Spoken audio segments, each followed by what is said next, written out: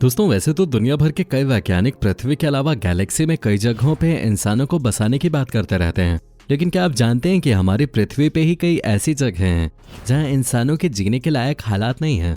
दोस्तों सुनने में ये शायद आपको अजीब लग रहा हो, लेकिन ये सच है। आपने कभी न कभी अंटार्कटिका के बारे में तो जरूर सुना होगा। हो सकता है आपने बचपन में अपनी स्कूली किताबों में अंटार्कटिका के बारे में पढ़ा भी हो, लेकिन दोस्तों शायद आप वो ना जानते हो जो आज हम आपको इस जगह के बारे में बताने जा रहे हैं। दोस्तों अंटार्कटिका एक ऐसी जगह है जहां एक अलग ही दुनिया बसी हुई है, जिसके रहस्यों के बारे में जानने के लिए बहुत सारे साइंटिस्ट आए दिन यहाँ नए नए एक्सपेरिमेंट्स करते रहते हैं। दोस्तों अंटार्कटिका एक ऐसा महाद्वीप है जो 99% बर्फ से ढका हुआ है। ये एक ऐसी जगह है जहां दूर दूर तक सिर्फ और सिर्फ बर्फ ही बर्फ नजर आते हैं। इसी वजह से इसे व्हाइट कॉन्टिनेंट भी कहा जाता है। यहाँ इंसानी जीवन की कल्पना करना भी बेवकूफ़ी है। दोस्तों अंटार्कटिका का अधिकतम भाग उबड़ खाबड़ और बर्फ के बड़े बड़े टीलों से ढका हुआ है। अब दोस्तों अगर हम बोलें कि यहाँ 70 से भी ज्यादा झीलें हैं तो आप सोचेंगे कि कैसा पागल इंसान है ये। अभी तो बोला यहाँ पर दूर दूर तक सिर्फ और सिर्फ बर्फ जमी हुई है, फिर यहाँ झील कहाँ से आ गई। तो दोस्तों इतने में आप कंफ्यूज हो उससे पहले हम आपको बता दें कि यहाँ 70 से भी ज्यादा झीलें हैं। जी हाँ, ये झीलें यहाँ बर्फ की इन मोटी चादरों के नीचे छिपी हुई हैं, जिनमें से वोस्टॉक झील इन 70 झीलों में से सबसे बड़ी झील है। इसके अलावा एब्लेशन झील, एल्गे झील और एम्फीथिएटर लेक यहाँ के सबसे लोकप्रिय झीलों में से एक है।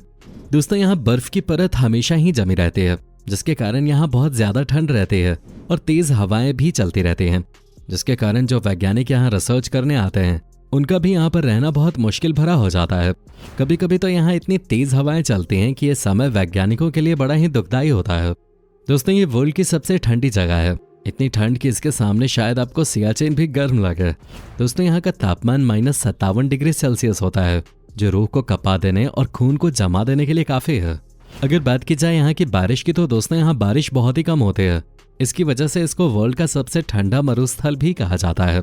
दोस्तों जरा सोचिए क्या होगा जब कुछ दिनों के लिए सूर्य देवता छुट्टी पे चले जाएं और आए ही ना, या सोचिए कुछ दिन वैसे ही बने रहें, मतलब अपनी रोशनी रात दिन हमें देते रहें और अपने घर जाएं ही ना, मतलब अस्थि ना हो।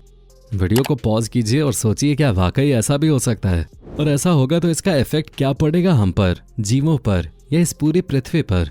ऐसा आपको शायद ही कभी देखने को मिले, लेकिन हाँ अगर आप अंटार्कटिका जाने की सोच रहे हैं तो वहाँ आपको ऐसा माहौल जरूर देखने को मिल जाएगा। जी हाँ दोस्तों, नवंबर से फरवरी तक का समय अंटार्कटिका का गर्मी का समय होता है और इस समय सूर्य देवता यहाँ कभी अस्थि नहीं होते। मार्च से अक्टूबर तक का समय ठंड यानी कि विंटर सीजन होता है और इस समय सूर्य देवता यहाँ कभी उदय ही नहीं होते। जी हाँ, अंटार्कटिका में आपको इस तरह का अजीब मौसम भी देखने को मिल जाता है। दोस्तों अंटार्कटिका में चारों तरफ बर्फ ही बर्फ देखते हैं। यहाँ सिर्फ 0.6% ही ऐसी जगह है जहाँ बर्फ नहीं है। यहाँ इंसान तो छोड़िए, जानवर भी आपको सिर्फ वही देखने को मिलते हैं जो अच्छी खासी ठंड को सहन करने की क्षमता रखते हैं। अब ये सब जानकर आपके मन में ये बात जरूर आ रही होगी कि वहाँ पेड़ पौधे होते हैं या नहीं।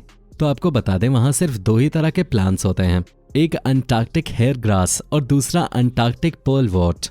दोस्तों अब अगर जीवों की बात की जाए तो यहाँ पर सिर्फ वही जीव पाए जाते हैं जो अपने आप को यहाँ के बर्फीले वातावरण में और यहाँ मौजूद बर्फीली झीलों में सर्वाइव करवा पाते हैं।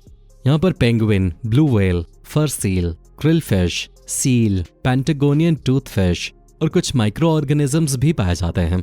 कुछ समय पहले यहाँ fur seal, blue whale, krill fish और पेंटागोनियन टूथ फिश का बहुत ज्यादा मात्रा में लोगों के द्वारा शिकार किया जा रहा था, जिससे इनकी बहुत सारी प्रजातियां खत्म होने के कगार पर आ गई थी।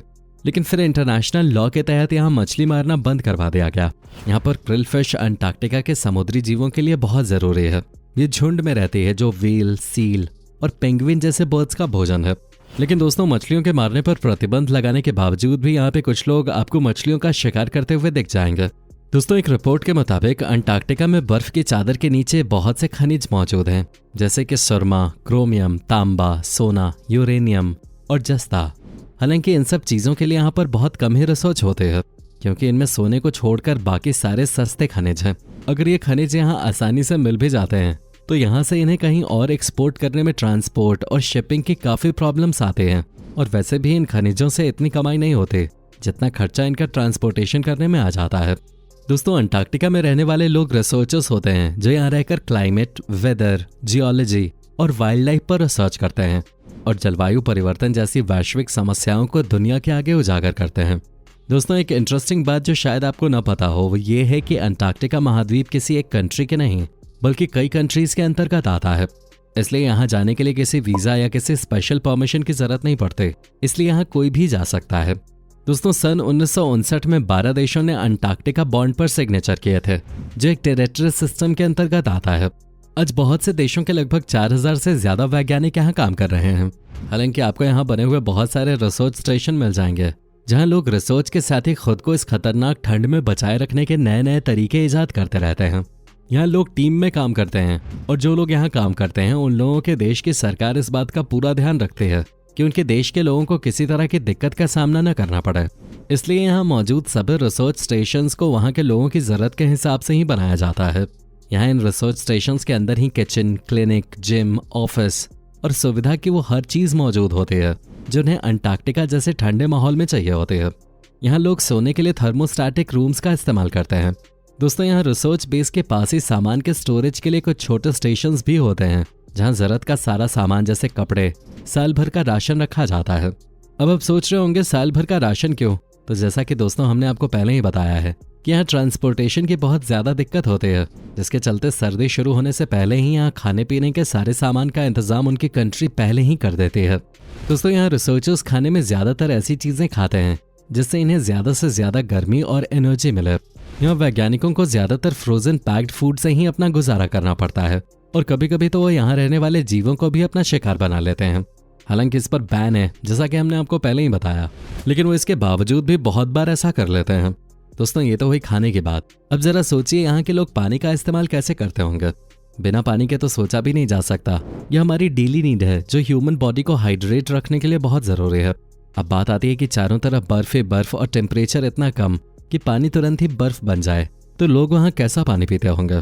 दोस्तों बर्फ से जमे होने के कारण पानी के लिए यहाँ वैज्ञानिकों को बर्फ पे डिपेंड रहना पड़ता है, जिसके लिए इन्हें बर्फ को पैराफिन स्टोव की मदद से पिघलाना पड़ता है और उस पानी को पीना पड़ता है। अब बहुत से लोग तो शायद ये भी सोच रहे होंगे कि इतनी भयंकर ठंड में यहाँ के लोग नहाते कैसे होंगे। यहाँ लोग नहाते भी होंगे या नहीं? तो आपकी जानकारी के लिए बता दें कि अंटार्कटिका के समुद्र का पानी तो इतना ज्यादा ठंडा है कि इंसान को इस पानी के अंदर जाते ही तुरंत एमनीशिया शॉक लग जाए और हो सकता है वो अपनी जान से हाथ भी धो बैठे। इसलिए यहाँ के साइंटिस्ट का नहाने का तरीका हमारे नहाने के तरीके से थोड़ा अलग है। दोस्तों हम नहाते वक्त ज्यादा पानी फेंकते हैं और ये थोड़े से ही पानी से खुद को पूरा नहला लेते हैं। विश्वास नहीं हो रहा ना कि कैसे कोई थोड़े से पानी से खुद को नहला सकता है। तो देखिए कैसे ये व्यक्ति पानी को गर्म कर रहा है और एक कपड़े के छोटे से टुकड़े से खुद को साफ कर रहा है। क्या बात है, ये नहाना भी कोई नहाना है? मुझे तो नहीं लगता यार कि इसे नहाना कहते हैं। खैर यहाँ नहाने का और खुद को साफ रखने का यही एक जरिया है। वैसे एक बात तो है, यहाँ के लोगों ने यहाँ की इकोलॉजी को ध्यान में रखते हुए कई इको फ्रेंडली टेक्निक्स अपनाई हैं, जिससे यहाँ की इकोलॉजी पे कोई बुरा इफेक्ट नहीं पड़ता। वेस्ट मैनेजमेंट के मामले में भी यहाँ के साइंटिस्ट ने कई टेक्निक्स ईजाद कर ली हैं। यहाँ के अलग अलग स्टेशन में वेस्ट मटेरियल को मैनेज करने के अलग अलग सोल्यूशन बनाए गए हैं। ज्यादातर केस में वेस्ट को सेपरेट करके उसे श्रेड किया जाता है, फिर इसे या तो डिस्पोज किया जाता है या रिसाइकलिंग के लिए भेजा जाता है। तो दोस्तों यह है दुनिया की सबसे ठंडी जगह अंटार्कटिका और उसकी अनयूजुअल लाइफ के बारे में जानकारी। आई होप कि अंटार्कटिका के इस इंटरेस्टिंग लाइफ के ऊपर हमारी ये पेशकश आपको पसंद आई होगी। अब इसे लाइक करके अपने दोस्तों के साथ भी जरूर शेयर करेंगे और ऐसे ही वीडियोस के लिए इस चैनल को सब्सक्राइब करके बेल नोटिफिकेशन को भी जरूर ऑन कर लेंगे। धन्यवाद।